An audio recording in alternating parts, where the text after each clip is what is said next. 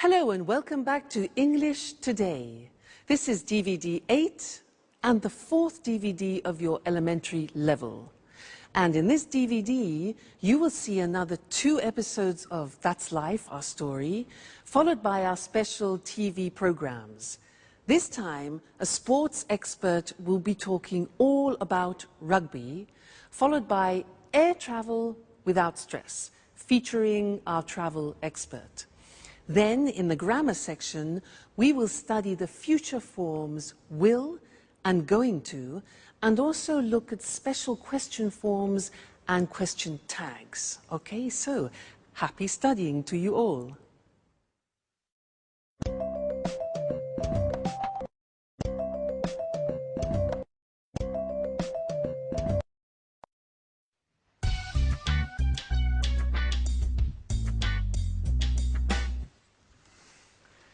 How does this scarf suit me, Anne?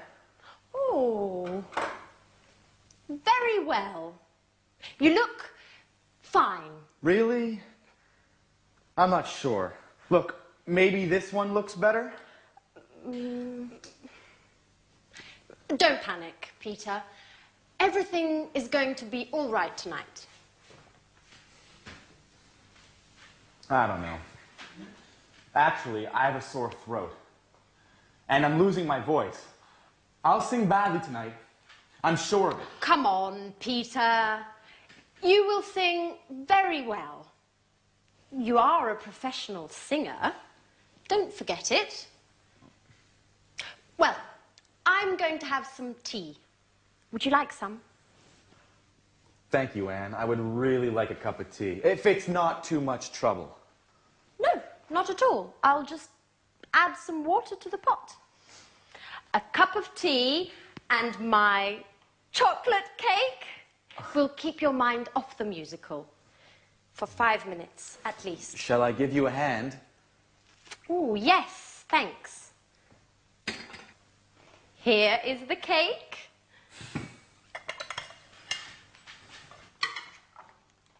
Oh, Oh, Peter! Okay, listen. I know you are nervous, but try to be careful, please. I'm sorry, Anne. Listen, how do you think the musical will go? I think it will go very well. Grease is considered a classic musical. It's successful, entertaining. There will be loads of people clapping. Do you really think so? Sure I do. Hey, Peter, what time does the show start? At 9 o'clock. How are we going to get to the theater? I'm going to drive. I don't think that's a very good idea. Why not? Because parking there is almost impossible. Okay. We'll take the tube. That's a much better idea. When should we leave? Around 8:30? No, that's too late. Okay. We'll leave earlier. Oh, I'm so sorry, Anne. Oh, Peter! You're hopeless. Okay, listen. I think you need to relax a bit. Why don't you go and take a nap? I can't sleep. I'm too nervous. Okay. Why don't you rehearse your part again? I can't. I can't remember anything. Okay. Go wherever you want. Just, please, leave me alone. Please.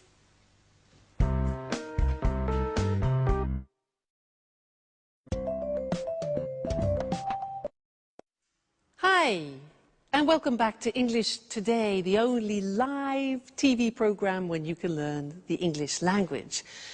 Did you see that Peter dropped chocolate cake and tea all over the table and Anne didn't really react? She's becoming more tolerant, isn't she? Great.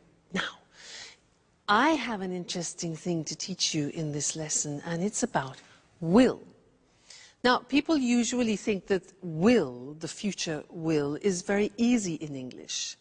But it isn't that easy. And in this lesson, I want to look at a particular use of will. Now, watch this. Listen. Imagine that I'm in Oxford Street in London shopping. I stop outside a shop and I see a beautiful dress.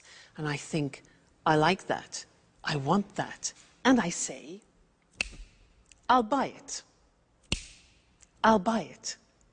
Now, I'll is the abbreviation of I will. I'll buy it. We use this form when we make a spontaneous decision. It's nothing planned. It happens spontaneously. It's called in English a snap. Snap decision. All right? Let's continue. So, I see the dress and I think, I'll buy it. Great. Then I look at the price. 1,500 euro. Crikey. And I think, I won't buy it. Negative of will. I won't buy it. But then I think, no, wait a minute. I haven't bought myself anything lovely for a long time. Maybe my boyfriend can help me. So I decide I'll buy it. I go into the shop. I talk to the shop assistant and I say, that dress, I like that dress. Can I try it? She says, yeah, sure. So I put it on, look at myself in the mirror and think, fantastic. I'll take it. So I go to the shop assistant and I say, I'll take it. She says, fine, madam. How would you like to pay? How would I like to pay? Cash? Must be joking. Cash, 1,500 euros, cash. No. Credit card. Yes, exactly. I'll pay by credit card, okay? I'll pay by credit card. So, in my bag, here's my bag. Oh no! I left my credit card at home. What shall I do? Come on. Yeah, good. I'll come back tomorrow. I'll come back tomorrow, okay? And she says, that's fine, madam, that's fine, don't worry. She says, yeah, I'll put it aside for you, madam. I'll put it aside. And I'll say, great, thank you so much. Don't worry, I'll definitely come back tomorrow. Okay, now, all those were examples of snap decisions, spontaneous decisions, and that happens many times in a day. So, let's look at the form together. We have I will contracted to become I'll. Look at the examples. I'll try it. I'll take it. I'll pay by credit card. I'll put it aside for you. I'll make a bowl of pasta. And I'll come back later. So, snap, spontaneous decisions. I'll. All right? Now, the negative form we mentioned before, you heard me with the money, is won't. Be careful with the pronunciation. It's not want, it's won't. So the example is, I won't buy it. Or, I won't pay by cash. All right? So, will, won't. You can also ask a question in this situation of a snap decision. And you can say, shall I? Now that's a big change because will in the question form becomes shall. So we say, shall I make a bowl of pasta? Or shall I help you? All right, that's the question form. So, I'll do it. I won't do it. Shall I do it? So those are snap decisions, very useful, very important, and not many people remember that use of will. Great. Let's go back and see how Peter's feeling, and then I'll see you later. I'll see you later. Bye.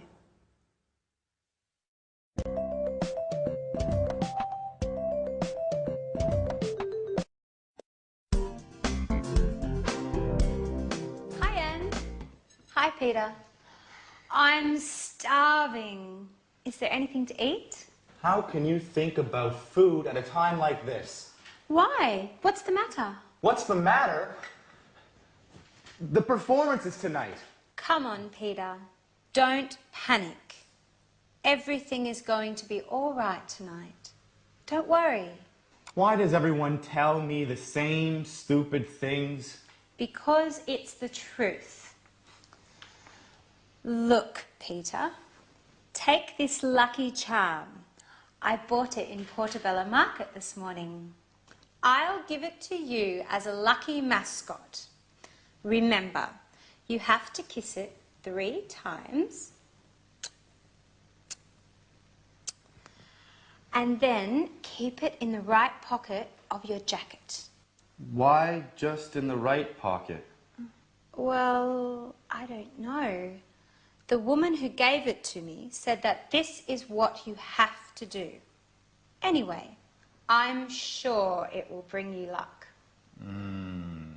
I'm not so sure. Why not? Shall we bet on it? All right. Sounds like fun. How much? Oh, let's make it interesting. If it brings you luck, you'll take me for dinner at Bluebird. Bluebird? Are you crazy? That's London's most expensive restaurant. I know. But the musical is important to you, Peter, isn't it? Well, all right, Alice. What will you do if it doesn't bring me luck? Well, I will cook dinner for a month. But you can't cook. Aha, Peter. That's why I said it. This way, I'm sure you will make it bring you luck.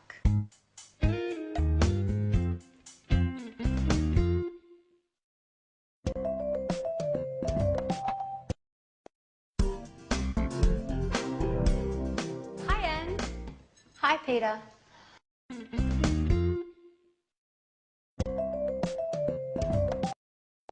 Hello again and welcome back. The most expensive restaurant in London. Good for Alice. Now, in this lesson, I want to look at the future again, but at a new form of the future, and it's the form going to. And in the episode, we heard Anne say, everything's going to be all right. So I want to look at that form with you now. And to illustrate it, I want to tell you about something wonderful that happened to me. I've just won, in fact, 20,000 euro. And I have to decide what to do with this money. And I have a few intentions, so let me tell you about them. Firstly, I'm going to relax for a few days in a spa, hopefully with my boyfriend. Relax in a spa, hot water, you know, wonderful. Then I'm going to visit some old friends in Canada that I haven't seen for a long time, so that's good. Then what? Yes, then a dream. I'm going to travel around Turkey, and I'm going to go in a hot air balloon over Cappadocia. Fabulous. Then what? I'm going to organize a surprise holiday for my parents in Egypt. Another thing, let's see, another intention that I have. Oh yes, I'm going to buy another double bass for my boyfriend because You know, it's an expensive instrument and he needs it for his work. So I'm going to buy that. Then what? Oh, yes, I'm going to buy another Jack Russell Terrier to keep Suki companion. And the last thing, well, I think I'm going to put the rest in the bank. All right? Now, I was explaining to you my intentions for the future. And when you do that in English, you use a particular form in the future, and it's going to. Let's look at that on the screen. So, the verb to be plus going to and then the infinitive. So the examples that I was using is this form. I'm going to have some tea. For example, you see the verb to be, going to, and the infinitive. He's going to sing well. So he, third person, changed the auxiliary. He's going to sing well. Everything's going to be all right, as Anne said. They're going to take the tube, you know, the underground in London. They're going to take the tube. Now, very often when you hear this form, you hear a pronunciation like gonna. So they're gonna take the tube. And that's when we completely contract they are going to, and it becomes gonna. And often you see that in subtitles in English on films. Gonna. Okay? Now, the negative form is easy. It's the negative of the auxiliary to be. So I'm not going to leave tomorrow. I'm not going to leave tomorrow.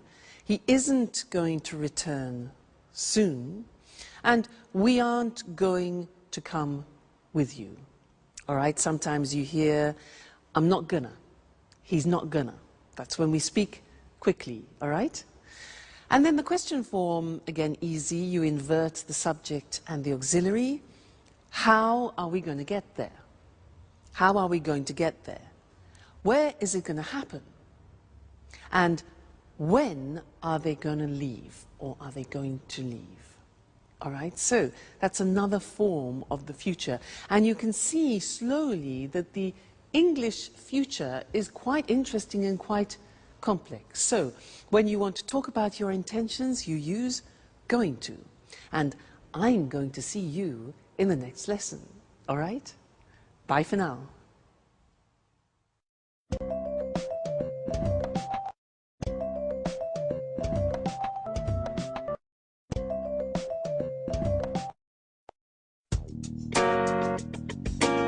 The musical was great, wasn't it? Yes, it was. Peter was excellent. Well, now let's think about the party. It's time for fun. Oh, by the way, who's coming to the party tomorrow? Well, David will be here.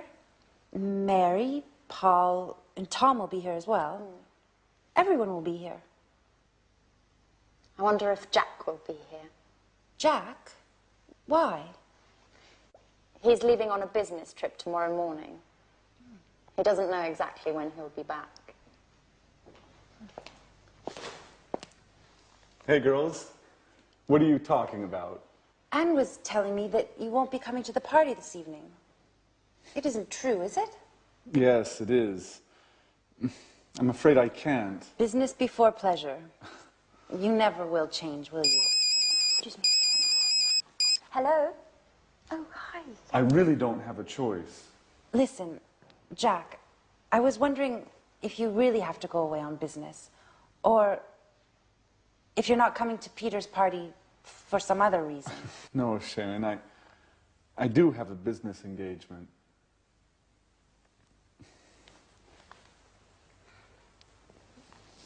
Anyway, since you asked, I'll tell you. There's more. I'm jealous of Peter. Oh, come on, Jack. You only care about business. Sure. That's what they all say. But, you know,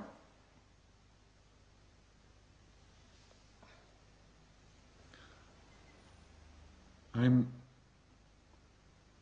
interested in you.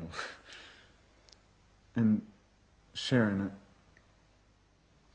are you really interested in me? Anne, who are you talking to on the telephone? Mary. She wanted to know what time the party's going to start. I think it will start at about 9 o'clock, won't it? Well, girls, I have to go finish my presentation. See you later. Bye. Back to work. You'll never quit, will you? Oh, what a shame that Jack isn't coming. He's a very interesting person. I wonder if you're falling in love with him. Come on, you can tell me. Okay. But don't tell anyone. Yes. He's quite handsome. Do you think he likes me, Sharon? What a question. It's none of my business. Don't be so difficult, Sharon. I was just asking, confidentially, your opinion. You are my friend, Sharon. I'm sorry, Anne. I didn't mean to hurt your feelings. I'm just a bit nervous these days. Why? Because of Peter. We're having some problems. I'm sorry, Anne, but I don't want to talk about that. I've got to go. See you later. Bye-bye.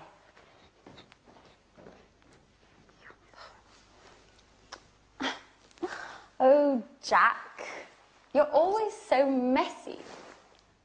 You leave your things everywhere. But what's this in the pocket? What? It's Jack and Sharon. And he's kissing her. Oh my God. Now I understand everything.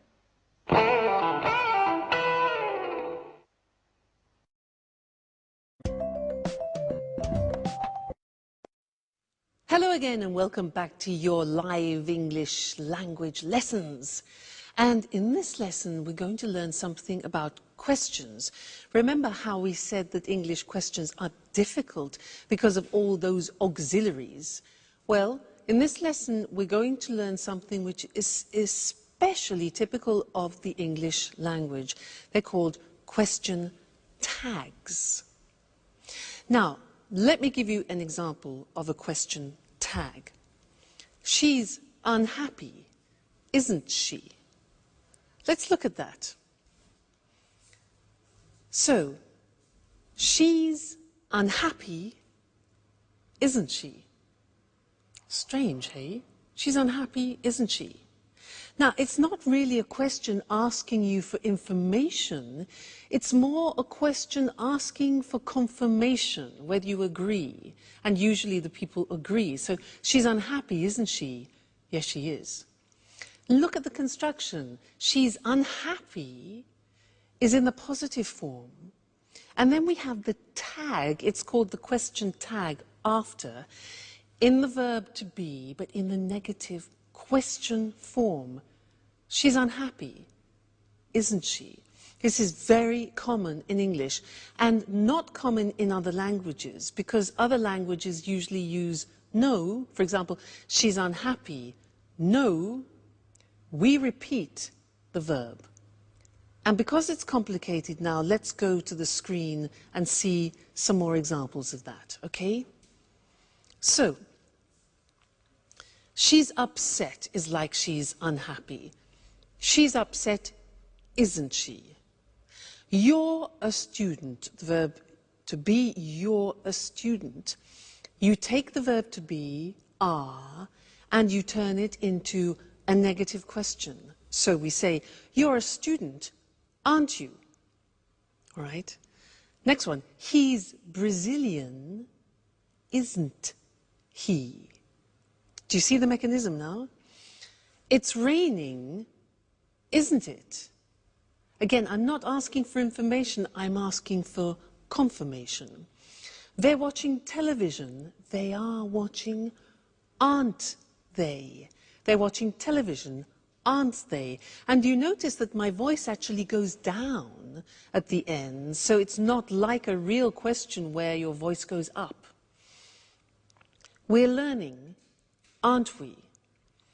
You live in Italy now. Look at this example here.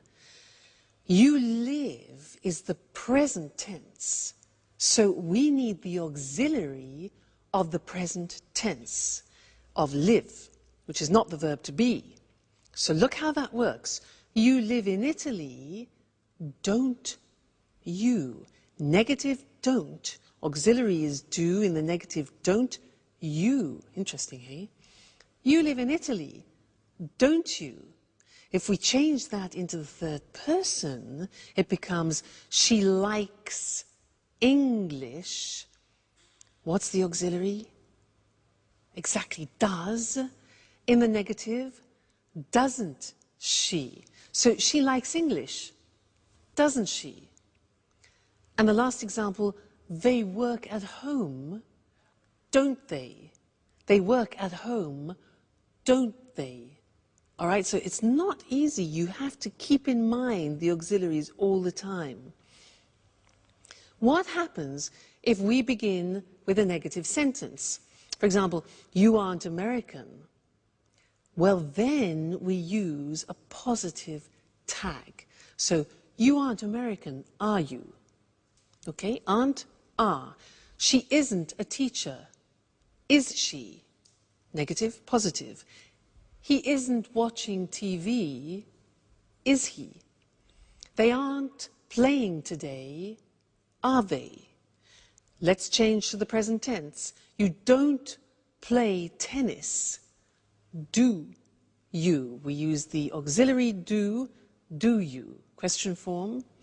It doesn't work, does it? Third person.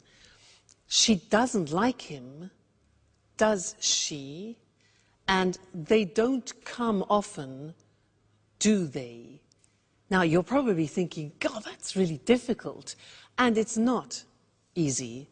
It takes a lot of practice. But when you know your auxiliaries well, it becomes easier and easier. Okay, so don't worry, slowly but surely, as we say. Now let's turn to that's life, and our friends are having a party. Let's go and join them. Bye.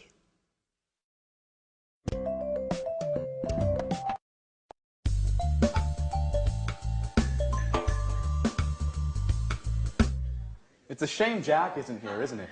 Yes, it's just not the same without him, is it? Well, business is business, you know. Well, Anne, I wonder what wonderful food you cooked for us this evening. Anne, hello? Are you there? Oh, sorry, Peter. I was miles away. What did you say? What did you cook for us? Oh, your favorite. Fish and chips. Oh, what would I do without you? Hey, what about me? I brought the beer. Yes, we're glad you did. Cheers! Cheers. Cheers. Here's to Peter's success. Well, guys, this is the right time for an important announcement. Last night, there was a famous director at the theater. We met after the show, and he told me he is preparing a musical to be performed all over Japan. So he wants to see me for an audition next week. Well, cheers! Cheers! Cheers! You'll be famous soon, Peter. Surprise! Jack! Jack! Well, well, not so dedicated to your work, are you? Peter, get me a beer. Now you're talking.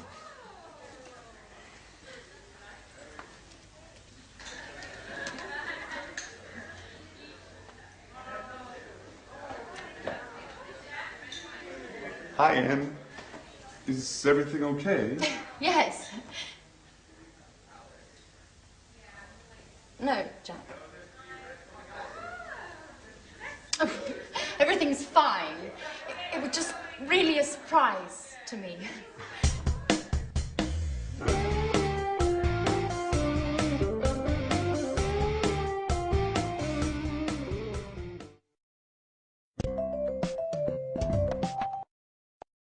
Hello and welcome back again for some more English.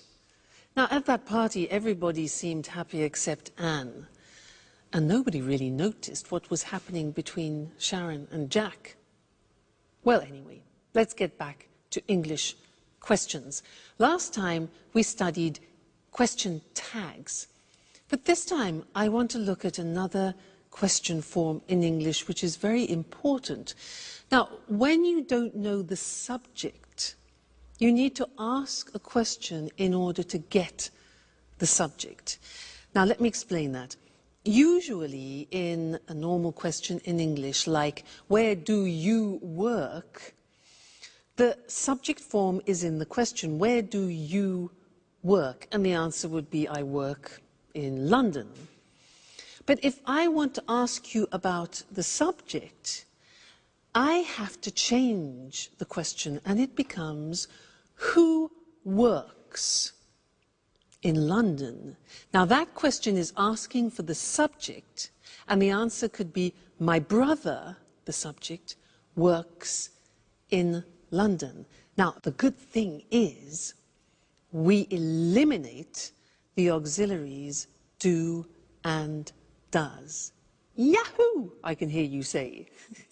Let's do some examples before we go to the screen, okay? Now, I'll ask you some questions. For example, who likes English? Notice that there's the S on the verb because who is considered a third person. Who likes English? I do. You do, for example, all right? Who lives in igloos? Now, give me the subject. Who lives in igloos? Yeah, exactly. Eskimos live in igloos, all right? You give me the subject. Now, answer this one. Who cultivates rice? Who cultivates rice? Yeah? The Chinese, the Italians, Southeast Asian countries. Okay, good. Next one. Who sings musicals in That's Life? Exactly. Jack sings musicals. Great. Who wants to be an artist? I'm asking you for the subject. Who wants to be an artist?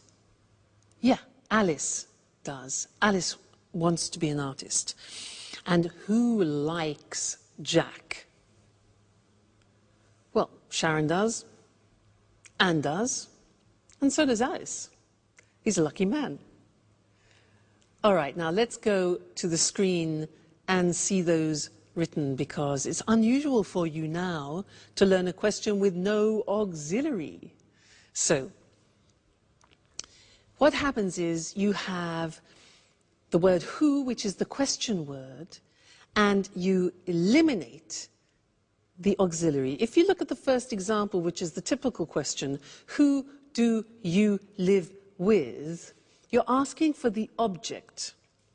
And the answer could be your family, for example. Who do you live with? The subject is you. You ask for the object.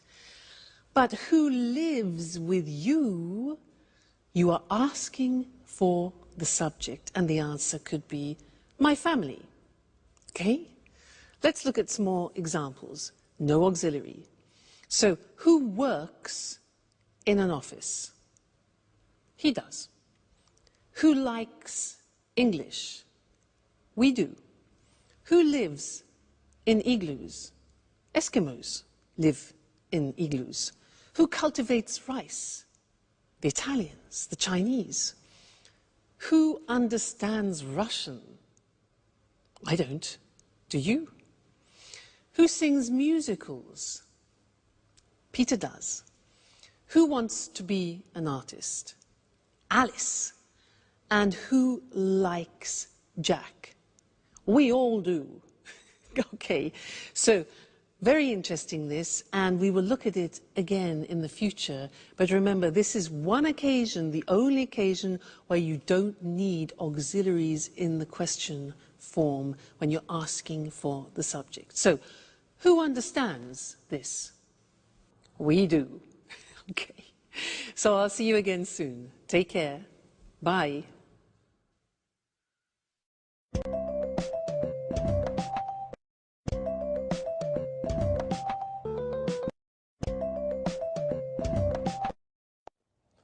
Good afternoon. Welcome to this week's edition of Sports Special. And welcome to John Forbes, our sports expert.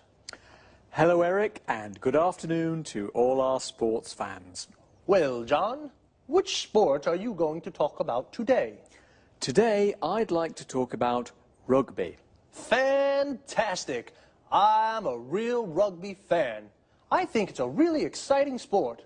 John, a question. Where did rugby start? Well, you know, Rugby is a town in England near Birmingham. Yes? There's a famous school there called Rugby School. It's one of the oldest schools in England.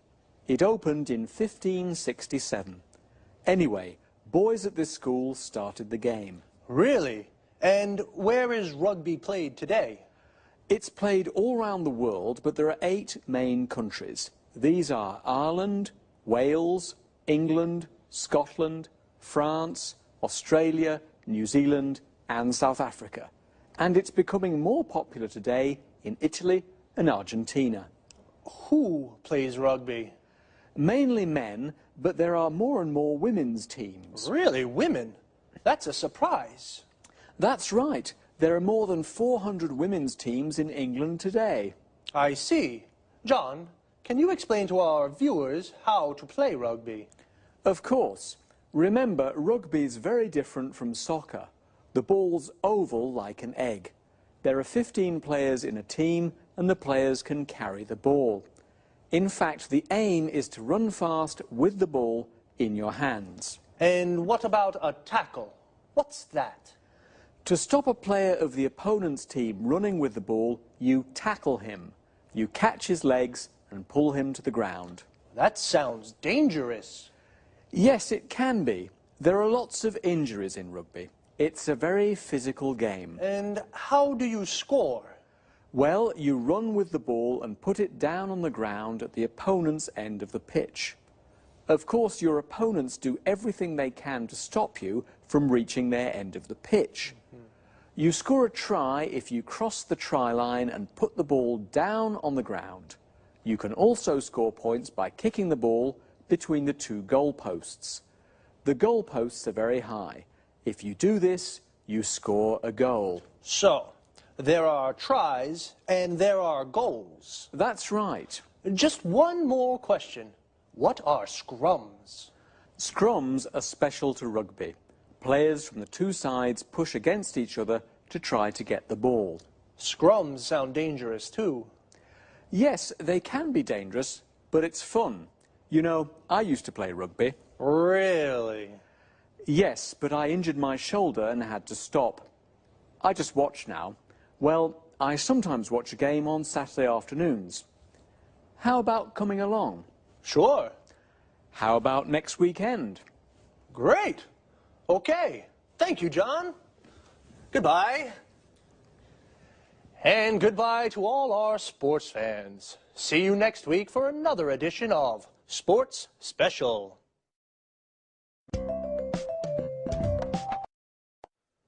So, like in football, the group of players that play rugby together is called a team. In rugby, it's called a rugby team, and there are 15 players in a team. The players are called rugby players. Where do they play? On a rugby pitch. We also say a football pitch, which is where football players play football, and a cricket pitch, where cricket players play cricket. When we go to watch a rugby match, we go to a rugby ground. Well, as John said, rugby can be dangerous.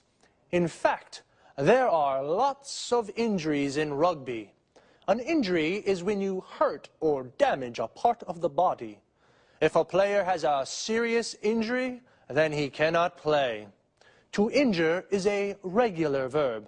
For example, if you break your arm, you say, "I injured my arm."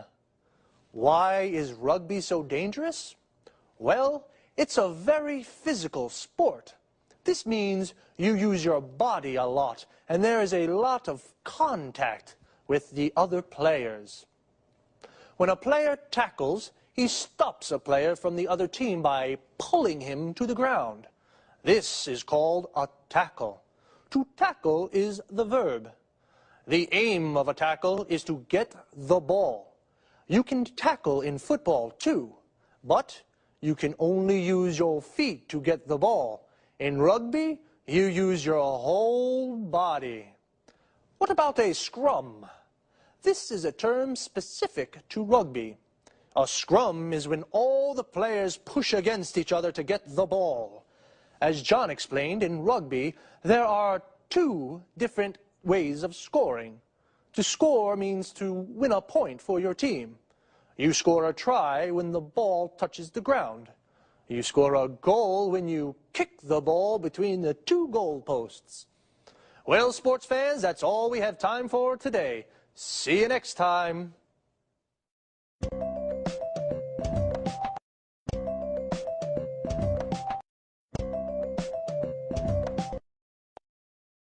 Good afternoon and welcome to this week's edition of the Travel Programme.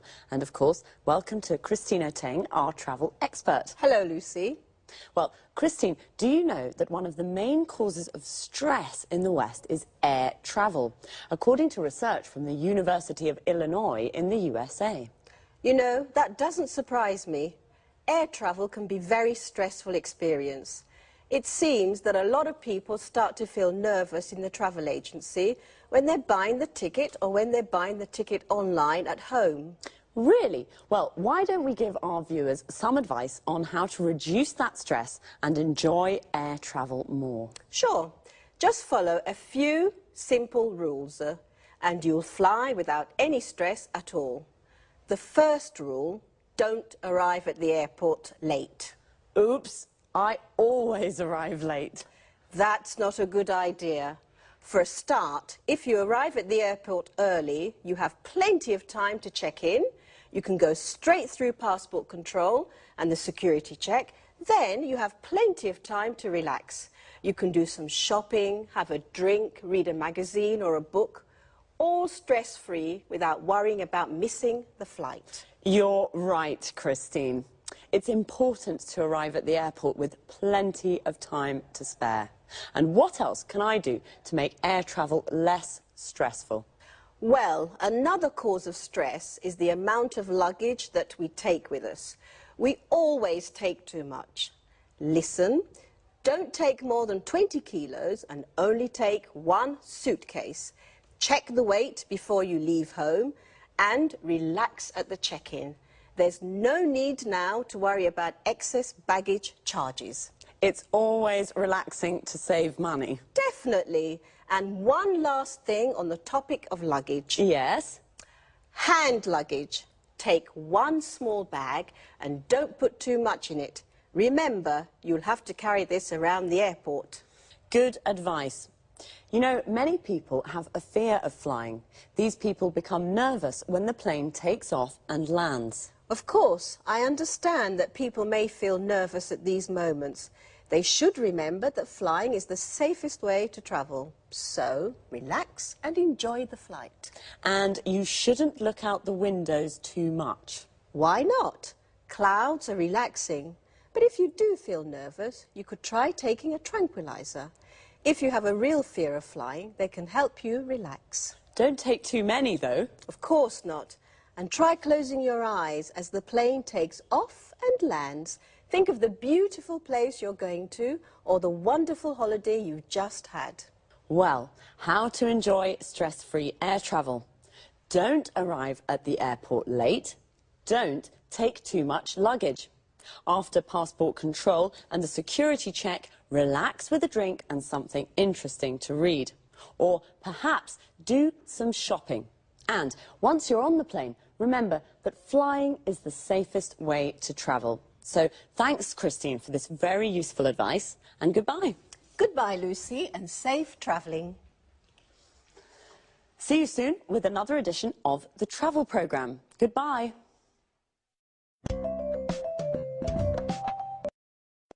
Well, I certainly didn't know that air travel could cause so much stress. Air travel is the general expression for everything to do with flying. So the stress can even start when people buy their tickets at the travel agency or online. The travel agency is the place where you book a holiday or buy an air ticket. Online means you buy the ticket on the internet and you pay by credit card. To avoid stress, you should arrive at the airport with plenty of time to spare. To have plenty of time to spare means you have lots of time to relax. Notice how we say arrive at the airport, and relax is a verb. So you should arrive at the airport early so you can relax before the flight. If you arrive at the airport late, you could miss the flight. To miss the flight means you can't get on the plane and it leaves without you. Before you can get on the plane, you have to go through passport control. This is where you show your passport to an official. You have to go through the security check. This is where you put your hand luggage into the X-ray machine.